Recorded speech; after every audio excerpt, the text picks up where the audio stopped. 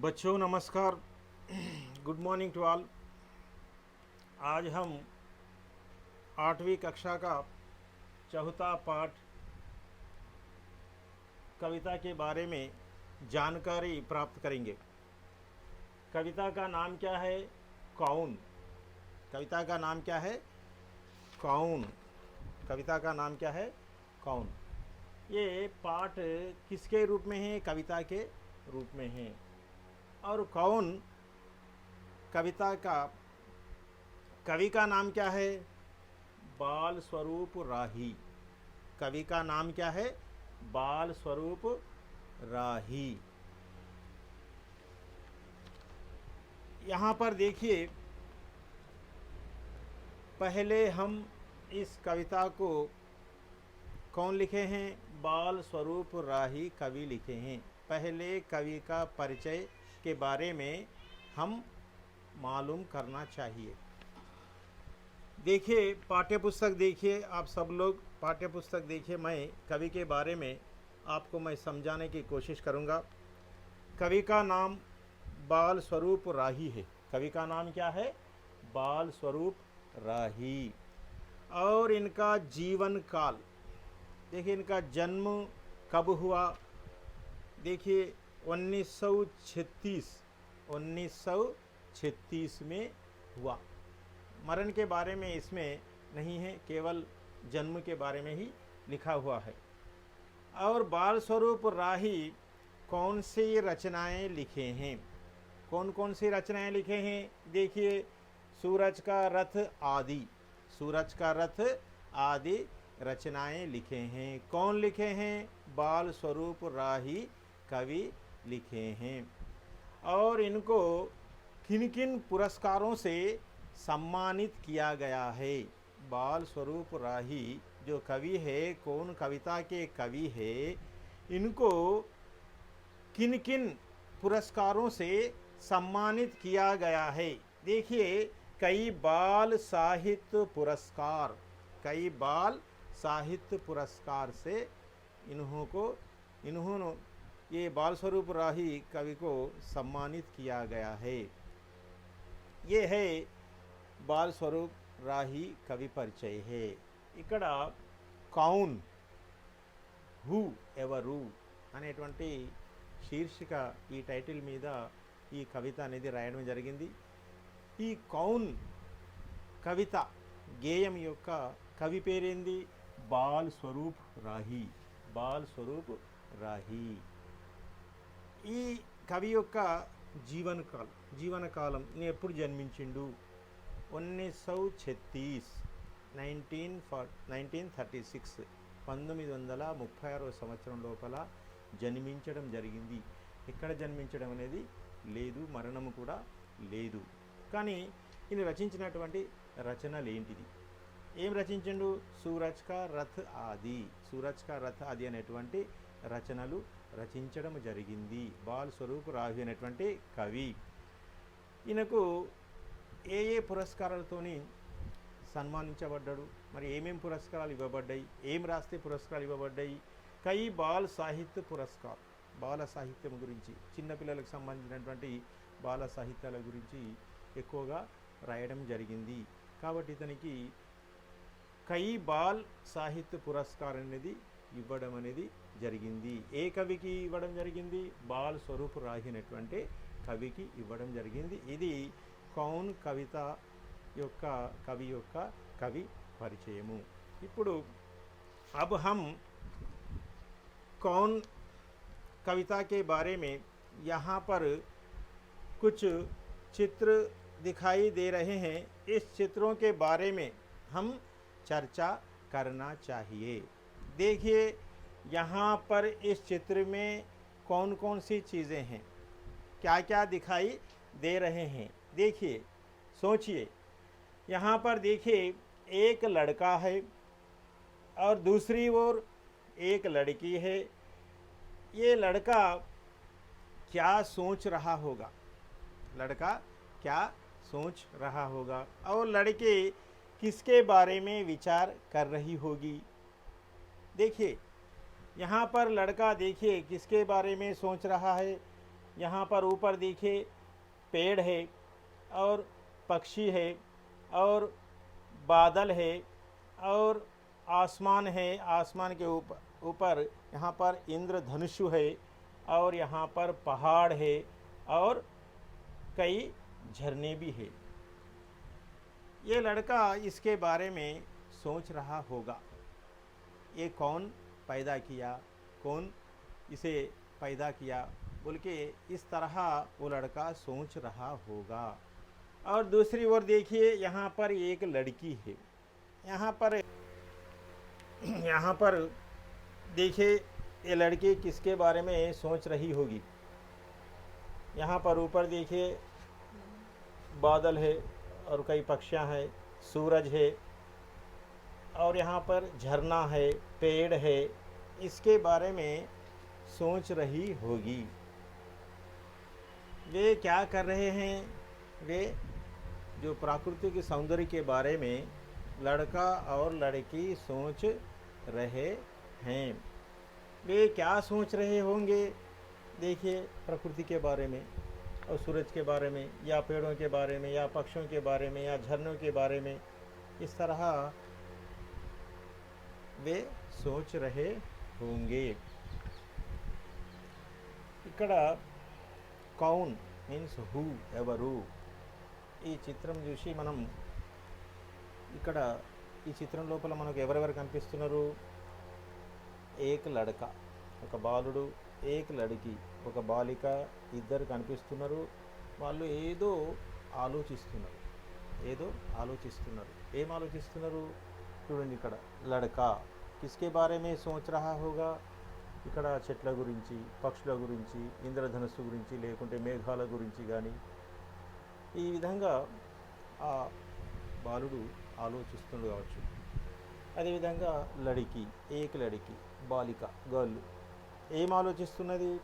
ఇక్కడ ఈమె కూడా మేఘాల గురించి కానీ, లేకుంటే సూర్యుని గురించి కానీ, పక్షుల గురించి కానీ, లేకుంటే ఝర్నా వాటర్ ఫాల్స్ గురించి కానీ ఆలోచిస్తున్నది. ఏమని ఆలోచిస్తున్నది, ఇది ఎవరు సృష్టించరు, ఈ సృష్టించినటువంటి వాళ్ళు ఎవరు అని ఈ విధంగా ప్రకృతి సౌందర్యం గురించి వీళ్ళిద్దరూ కూడా ఆలోచిస్తున్నారు.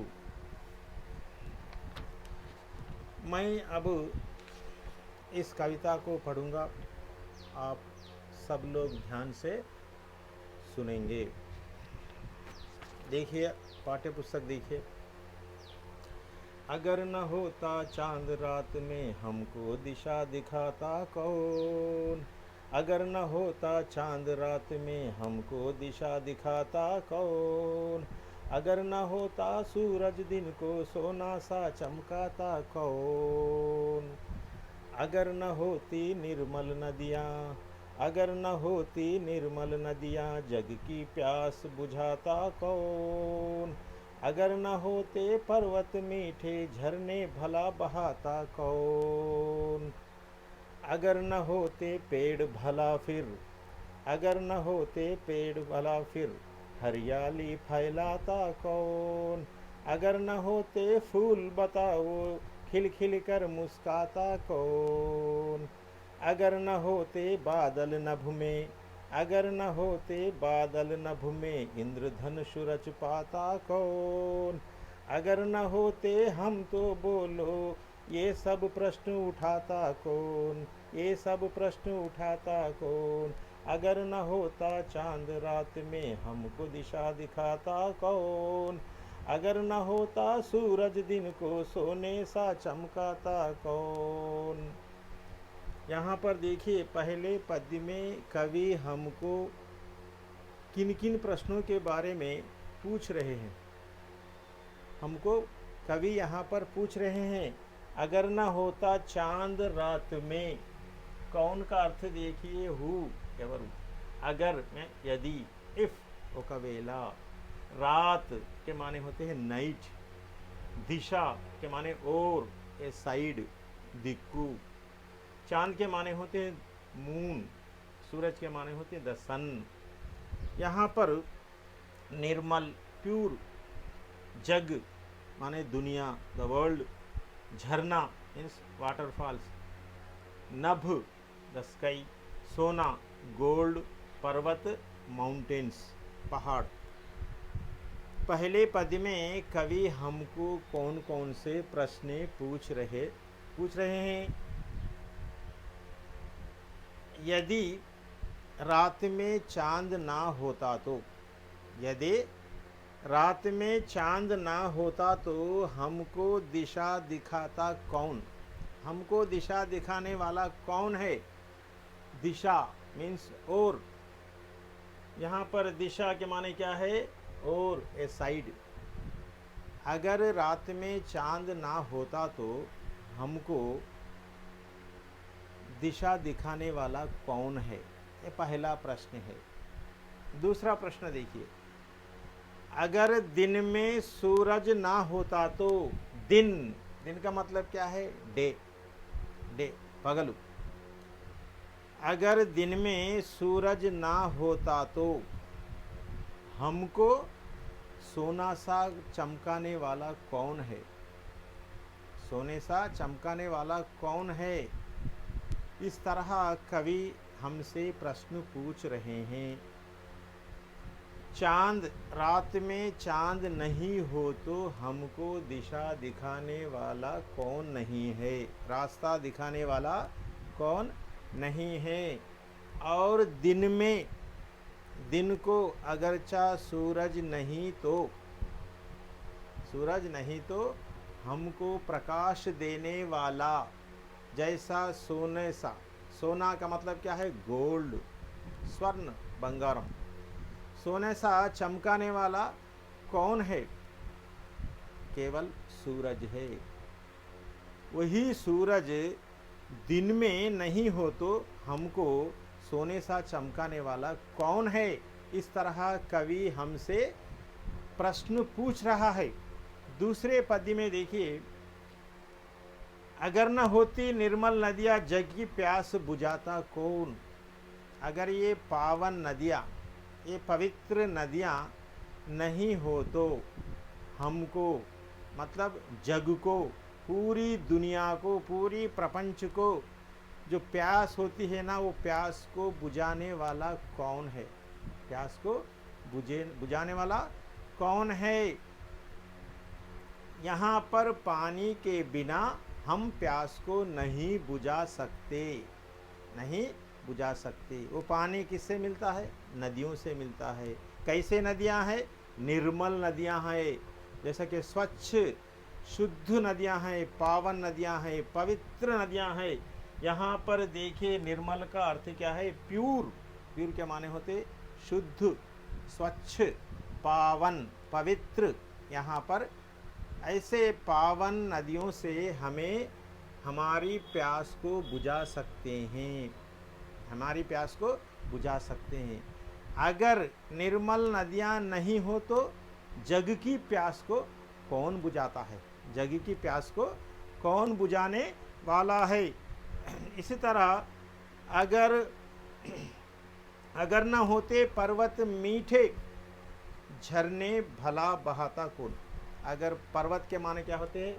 माउंटेन्स, पहाड़। इस तरह अगर पहाड़ नहीं हो तो, पहाड़ या पर्वत नहीं रहे तो हमको मीठे झरने बहाने वाला कौन है? मीठे झरने बहाने वाला कौन है? यहाँ पर अपने हाथों में पाठ्य पुस्तक लेकर अंडरलाइन कीजिए। यहाँ पर मीठे, मीठे माने स्वीट, यानी यहाँ पर झरने, झरना का मतलब क्या है? वाटरफॉल्स, वाटरफॉल्स, झरना तेलुगु में क्या बोलते हैं? सेलयेरू। यहाँ पर यदि पर्वत नहीं तो हमको मीठे झरने बहाने वाला कौन है? मीठे झरने बहाने वाला कौन है? तीसरा पद देखिए, अगर न होते पेड़ भला फिर, पेड़ नहीं रहे तो क्या है? हमको हरियाली फैलाने वाला कौन है? हमको हरियाली फैलाने वाला कौन है? हरियाली के मतलब ग्रीनरी, पच्चदनम। यहाँ पर पेड़ों से हमको, पेड़ क्या देता है? पेड़ हमें छाया देता है। पेड़ से हमें क्या क्या लाभ है? पेड़ से अनेक लाभ है, कई लाभ है। पेड़ हमें छाया देता है, पेड़ हमें हरियाली फैलाता है, और पेड़ हमें फल देता है, फूल देता है, और प्योर ऑक्सीजन देता है, प्योर प्राणवायु देता है। इस तरह पेड़ हमें जीवन बिताने के लिए कई तरह हमको लाभ करता है। ऐसा पेड़ नहीं हुई तो, अगर न होते पेड़ भला भला, फिर यदि पेड़ नहीं तो हमको हरियाली कौन फैलाता है? हरियाली कौन फैलाता है? हरियाली फैलाने वाले कौन है? पेड़ है। इस तरह अगर न होते फूल, बताओ, अगर पेड़ में फूल रहते हैं, फूल से, एक कवि ने बताया है फूल के बारे में, जो फूल के बारे में, हम सुबह सवेरे उठते हैं और पेड़ को देखते हैं। पेड़ में क्या रहते हैं? फूल रहते हैं। फूल कैसे रहते हैं? देखिए कि फूल को देखने से हमें क्या सीखना चाहिए? फूल क्या होते हैं? खिल खिल कर मुस्काते हैं। मुस्काना मीन्स स्माइल, स्माइलिंग, चिरुनव्वु। जैसा कि फूल से हमें क्या सीखना चाहिए? हंसना सीखना चाहिए। हमारे जीवन में हमें फूलों से क्या सीखना चाहिए? हमें हंसना सीखना चाहिए, क्योंकि वो खिल खिल कर मुस्काते हैं, खिल खिल कर मुस्काते हैं। इसलिए हमें ये फूलों से हमें जीवन में हंसना सीखना चाहिए। ऐसे फूल नहीं रहे तो हमको हंसना सिखाने वाला कौन? खिल खिल कर मुस्काने वाला कौन?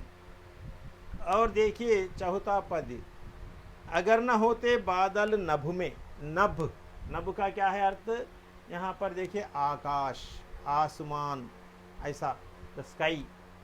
नभ में अगरचा बादल नहीं हो तो, बादल के माने क्लाउड्स। बादल किसे बोलते? मेघ बोलते, क्लाउड्स। यहाँ पर मेघालु, मब्बुलु। अगर आकाश में, आसमान में बादल नहीं तो हमको इंद्रधनुष के माने रेनबो। इंद्रधनुष क्या है? रेनबो। इसमें कितने रंग होते हैं? 7 रंग होते हैं। इंद्रधनुष में कितने रंग होते हैं? 7 रंग होते हैं। इंद्रधनुष कहाँ दिखता है अपने को? आसमान पे दिखता है। कब दिखता है? जब आसमान में बादल छाए जाते हैं, चारों ओर आसमान में बादल छाए जाते हैं, तब हमको क्या नजर आता है? हमारी दृष्टि किस पर जाती है? इंद्रधनुष पर जाती है। इंद्रधनुष में 7 रंग होते हैं, और इंद्रधनुष का दृश्य देखने लायक होता है, देखने लायक होता है। अगर नभ में बादल नहीं रहे तो, अगर नभ में बादल नहीं तो हमको इंद्रधनुष रच पाने वाला कौन है? रच पाने वाला कौन है? और अगर न होते हम तो बोलो मीन्स चप्पंडी। अगर हम नहीं तो, हम मीन्स पूरी दुनिया वाले अगर चाह नहीं तो, ये प्रश्न उठाता कौन? ये प्रश्न, जैसे प्रश्न पूछने वाला कौन नहीं रहता। इस तरह कवि हमको तरह तरह के प्रश्न पूछे हैं, और इस प्रश्न से हमें क्या सीखना चाहिए? देखिए कि पहले पद्य में हमको चांद के बारे में बताया है। चांद तो देखिए आसमान में हमको रोशनी देता है, और चांद के बारे में या 2 या 3 वाक्य लिखो बोल तो अपने विचार व्यक्त करने के लिए क्या करना चाहिए? चांद के बारे में लिखना। चांद क्या है? चांद देखिए आसमान में रहता है और क्या करता है? रोशनी देता है और अंधकार को दूर करता है। अंधकार क्या करता? दूर करता। और चांदनी रात को देखने से हमारा मन पुलकित होता है। और चांद हमको दिशा दिखाता है, रास्ता दिखाता है। और सूरज के बारे में, सूरज देखिए दिन में उगता है। दिन में क्या करता है? उगता है। ये दिन में पूरब की ओर उगता है और पश्चिम की ओर डूबता है। और दिन में सूरज से हमको गर्मी देता है। सूरज क्या देता है? गर्मी देता है। इस तरह हमको प्रकाश देता है। इससे हम कैसा सोना सा चमकाता है। जैसा कि सोना रहता है ना, चमकता है ना सोना, गोल्ड, उसी तरह हमको ये सूरज दिन को सोना सा चमकाता है। इसी तरह नदियों के बारे में बताया है कवि यहाँ पर, पवित्र नदियों के बारे में, निर्मल नदियों के बारे में यहाँ पर बताया है। नदियों से हमें पानी मिलता है और यहाँ पर हर प्राणी के लिए पानी की ज़रूरत है, इसलिए हम नदियों से पानी लेते हैं। और यहाँ पर हमारे जो जग की प्यास है, वो प्यास को बुझाने वाला कौन है? नदियाँ हैं। ये निर्मल नदियाँ हमारे प्यास को बुझाते हैं। पूरी दुनिया के, पूरी जग के प्यास को बुझाने वाला कौन है? निर्मल नदियाँ हैं। यहाँ पर पर्वत के बारे में बताया है। इस पाठ में किसके बारे में बताया? पहले चांद के बारे में बताया और सूरज के बारे में बताया और निर्मल नदियों के बारे में, और यहाँ पर पर्वत के बारे में, पहाड़ों के बारे में भी बताया। पहाड़, अगरचा पहाड़ नहीं रहे तो मीठे झरने कौन बहाता है? मीठे झरने बहाने वाले कौन है? ये मीठे झरने जो होते हैं वो कहाँ से निकलते हैं? पर्वतों से निकलते हैं, पहाड़ों से निकलते हैं। इसी तरह और पेड़ के बारे में बताया गया और फूल के बारे में बताया गया। ये पेड़ क्या कहते हैं? पेड़ हमको क्या देते हैं? हरियाली फैलाते हैं, हरियाली फैलाते हैं। और फूल हमें क्या कहते हैं? खिल खिल कर मुस्काते हैं, खिल खिल कर मुस्काते हैं। इसलिए हम फूलों से हंसना सीखना चाहिए। और यहाँ पर बादल के बारे में और नभ के बारे में, आकाश के बारे में, आसमान के बारे में यहाँ पर बताया गया। और आसमान में क्या रच पाता है? इंद्रधनुष के बारे में बताया गया। इंद्रधनुष के माने रेनबो के बारे में भी यहाँ पर बताया गया। और इसमें 7 रंग होते हैं और वह दृश्य देखने लायक होते हैं। और बादल में जब नभ में जब बादल आते हैं तो हमको इंद्रधनुष रच पाता है। ये सब प्रश्न हमको कवि पूछ रहे हैं। अगर हम नहीं तो ये प्रश्न पूछने वाला कौन है? ये प्रश्न पूछने वाला कौन है? इस तरह कवि हमको तरह तरह के प्रश्न पूछे हैं। ఇక్కడ పద్యం లోపల చూడండి, ఫస్ట్ పద్యం లోపల మనం చంద్రుడు, చాంద్ के माने होते हैं చంద్రుడు, మూన్, చంద్రుని గురించి చెప్పడం జరిగింది. తర్వాత సూర్యుని గురించి చెప్పడం జరిగింది. మొదటి పద్యం లోపల ఒకవేళ చంద్రుడే లేకపోతే, రాత్రి ఒకవేళ చంద్రుడే లేకపోతే మనకు దిశ మీన్స్ దిక్కు అనేది చూపెట్టే వాళ్ళు ఎవరు? చూపించేవారు ఎవరు? ఒకవేళ ఆకాశం లోపల రాత్రి వేళ చంద్రుడే లేకపోతే మనకు దిక్కు ఎవరు చూపెడతారు? మనకు దారి చూపెట్టే వాళ్ళు ఎవరు? అంటే అంత మొత్తం కూడా ఈ ఆకాశం లోపల రాత్రి వేళ ఒకవేళ చంద్రుడే లేకపోతే వెన్నెల అనేది ఉండదు, మనకు ఆ దారి అనేది, మార్గం అనేది కనిపించదు. కాబట్టి ఈ విధంగా చంద్రుని గురించి చెప్పడం జరిగింది. ఒకవేళ చంద్రుడే లేకపోతే మనకు దిక్కు చూపించేది ఎవరు అంటాడు. ఆ తర్వాత సూర్యుని గురించి చెప్తున్నాడు. పగలు, దిన్ అంటే పగలు, డే. ఒకవేళ పగలు సూర్యుడే లేకపోతే, ఒకవేళ పగలు సూర్యుడే లేకపోతే మనకు ప్రకాశించేది ఎవరు? ఈ వెలుతురు, లైటింగ్ ఇచ్చేవాళ్ళు ఎవరు? ఈ లైటింగ్ కానీ, వేడి కానీ ఈ విధంగా ఇచ్చేవాళ్ళు ఎవరు అని అంటున్నారు. ఈ విధంగా సోనేసా చమ్కాతా హై. సోనేసా మీన్స్ ఇక్కడ దేనిని పోల్చడం జరిగింది? ఇక్కడ దేన్ని కంపేర్ చేసిండు? బంగారంతో పోల్చడం జరిగింది. ఇక్కడ మరొక చంద్రుడు బంగారం లాగా మెరిపింపజేస్తాడు. ఒకవేళ పగలు చంద్రుడే, పగలు సూర్యుడే లేకపోతే మనకు బంగారం లాగా మెరిపించేది ఎవరు అని ఈ విధంగా కవి మమ్మలను ప్రశ్నిస్తున్నాడు, అందరినీ ప్రశ్నిస్తున్నాడు. అదేవిధంగా నిర్మల్ నదియా, పవిత్రమైనటువంటి శుద్ధమైనటువంటి నదుల గురించి చెప్పడం జరిగింది. ఒకవేళ నదులే లేకపోతే మనం త్రాగడానికి నీరు దొరకది. పశువులకు, మనుషులకు, ప్రాణులకు, ప్రపంచంలో ఉన్నటువంటి అన్ని ప్రాణులకు నీరు అవసరము. ఆ నీరు ఎక్కడి నుంచి లభిస్తున్నది? నదుల నుంచే లభిస్తున్నది. కాబట్టి నదులే లేకపోతే, ఒకవేళ నదులే లేకపోతే ఈ జగ్కే మన దునియా, ప్రపంచ, ద వరల్డ్, మరి ప్రపంచంలో ఉన్నటువంటి ప్యాస్ అంటే దాహము. ప్యాస్ అంటే ఏంది? దాహము. అండర్లైన్ చేసుకోవాలి. ప్యాస్ మీన్స్ దాహము. భుజానా తీర్చుట, దాహము తీర్చుట అంటే ప్రపంచంలో ఉన్నటువంటి ప్రజలందరి కూడా దాహము తీర్చేవాళ్ళు ఎవరు? నదులు. ఒకవేళ నదులే లేకపోతే ప్రపంచంలో ఉన్నటువంటి ప్రజల యొక్క దాహాన్ని ఎవరు తీరుస్తారు అని ఈ విధంగా ప్రశ్నిస్తాడు కవి.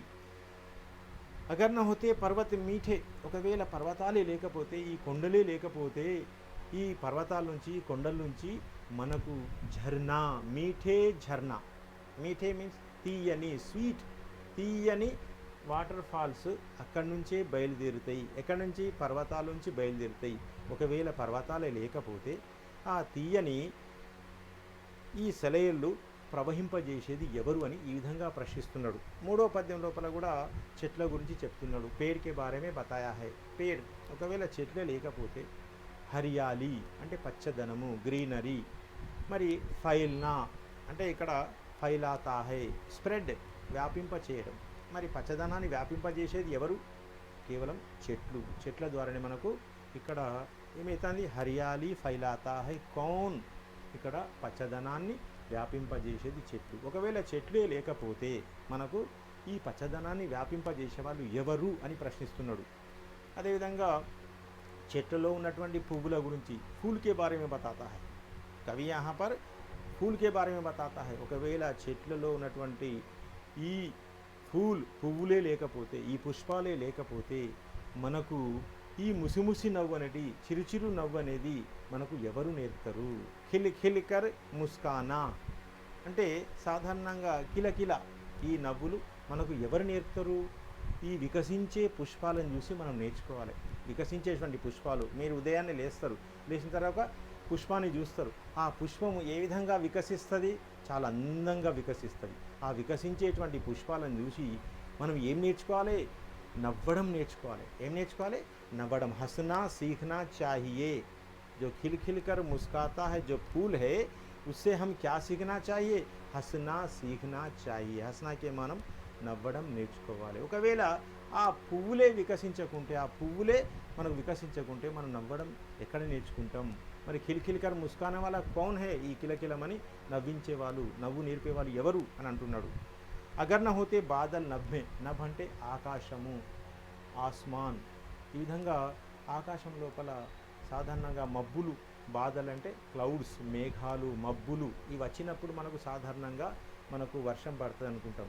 ఆ సమయం లోపల ఆకాశం లోపల ఇంద్రధనుష్షు, రెయిన్బో, చాలా చక్కని దృశ్యాలు మీరు కనిపిస్తూ ఉంటాయి ఆకాశం లోపల. ఏది 7 రంగులతో కూడుకున్నటువంటి ఇంద్రధనుస్సు అనేది అక్కడ ఆకాశంలో ఏర్పడుతుంది. ఒకవేళ ఆకాశంలో మబ్బులే లేనప్పుడు మనకు ఇంద్రధనుస్సును రచింపజేసేవాళ్ళు ఎవరని ఈ విధంగా అడుగుతున్నాడు. లాస్ట్కు అగర్న హోతే హమ్తో బోలో, ఒకవేళ మేమే లేకపోతే చెప్పండి. బోలో అంటే చెప్పండి. ఒకవేళ మేమే లేకపోతే ఏ సబ్ ప్రశ్న ఉఠాతా కౌన్, ఈ ప్రశ్నలన్నీ కూడా లేవనెత్తే వాళ్ళు ఎవరు? ఏ సబ్ ప్రశ్న పూछने वाला कौन है, ఈ ప్రశ్నలన్నీ కూడా ప్రశ్నించే వాళ్ళు ఎవరు అని ఈ విధంగా ఈ ఎవరు అనేటువంటి కౌన్ అనేటువంటి టైటిల్ మీద, ఈ శీర్షిక మీద మనకు ఈ బాల్ స్వరూప్ రాహి చాలా చక్కగా వర్ణించడం జరిగింది. ఈ పద్యం లోపల మనకు చంద్రుని గురించి, సూర్యుని గురించి, తర్వాత పవిత్రమైన నదుల గురించి, ఆ తర్వాత పర్వతాల గురించి, చెట్ల గురించి, పువ్వుల గురించి, ఆకాశంలో ఉన్నటువంటి మబ్బుల గురించి, ఇంద్రధనుస్సు గురించి ఈ విధంగా చాలా చక్కగా వివరించడం అనేది జరిగింది. इसमें देखिए, इस पाठ में सुनो बोलो के बारे में 2 प्रश्न दिए गए हैं. पाठ में दिए गए चित्रों के बारे में बातचीत करें, डिस्कस करें. इस पाठ में क्या क्या दिए गए हैं? यहाँ पर पेड़, बादल और सूरज और झरने और इस तरह इंद्रधनुष, इस तरह फूल, इस तरह इस चित्र में कई हमको चीज़ें दिखाई दे रहे हैं. और नदियों से हमें क्या लाभ है? आप सोचकर आप उत्तर पुस्तिका में लिखना चाहिए और लिखो. पढ़ो मत, लिखना चाहिए, लिखो. देखिए, सूरज के बारे में 2 वाक्य लिखना चाहिए और पेड़ों से हमें क्या क्या लाभ होता है उसके बारे में लिखना चाहिए. शब्द भंडार देखिए, कविता का सारांश अपने शब्दों में लिखना चाहिए. ఈ కవిత యొక్క సారాంశము తన సొంత వాక్యాల లోపల రాయాలి. अपने वाक्यों में लिखने की प्रयास करना चाहिए, कोशिश करना चाहिए, सोच कर लिखना चाहिए. और यहाँ पर देखिए शब्द भंडार है, जो भिन्न है उसे कोष्टक में लिखो. कोष्टक के मैंने ब्रैकेट में लिखना. जो अलग है, एक वर्ग में नहीं है, चांद, सूरज, तारा, पेड़ है. यहाँ पर देखिए चांद सूरज तारा एक वर्ग में है, पेड़ अलग है, इसलिए यहाँ पर पेड़ पेड़ लिखना चाहिए, जो भिन्न है वो, जो भिन्न शब्द है। इस तरह हम पर्वत है, झरना है, नदी है, तालाब है, यहाँ पर देखिए पर्वत लिखना चाहिए। बादल, पशु, नभ, इंद्रधनुषु, यहाँ पर पशु लिखना चाहिए। इस तरह पूरे बिट्स लिखना चाहिए। सृजनात्मक अभिव्यक्ति के बारे में भी यहाँ बताया गया है। पाठ में हमको यहाँ पर सूरज के बारे में, चांद के बारे में, नदी के बारे में, पर्वत के बारे में, झरना, पेड़, फूल, नभ, इंद्रधनुष आदि के बारे में यहाँ पर उल्लेख हुआ है। इस तरह नीचे एक पद दिया गया है, किसान के बारे में, अध्यापक के बारे में और डॉक्टर के बारे में, डाकिया के बारे में यहाँ पर दिया गया है। डाकिया का मतलब क्या है? पोस्टमैन। पोस्टमैन के बारे में यहाँ पर अपने वाक्यों में इस पद को आगे बढ़कर, आगे चलकर लिखना चाहिए, सोचकर लिखना चाहिए।